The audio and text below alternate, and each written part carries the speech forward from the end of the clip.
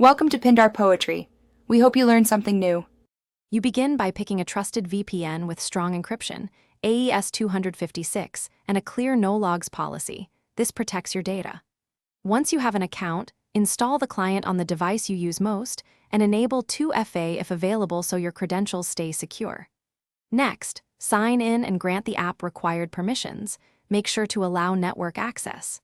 Finally, select a nearby server for best speed, or pick a country if you need geo-restricted content. Once connected, adjust the protocol. Use WireGuard for faster performance, OpenVPN if you need broader compatibility, or IKEV2 on mobile for stable reconnections. Next, enable the kill switch and auto-reconnect so your real IP never leaks during interruptions. Also toggle DNS leak protection to ensure queries go through the VPN. Now run a quick IP check and speed test to confirm routing. If latency is high or speeds drop, change to a different server or protocol to improve reliability.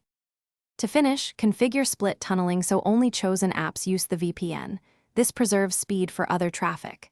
Keep the VPN client updated. Updates fix security and connectivity.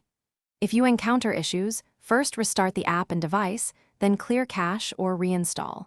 If the service is blocked, switch to TCP mode, try alternate ports like 443, or enable obfuscation to hide VPN traffic. One key tip: if connections fail repeatedly, test another device to isolate whether the problem is local or provider.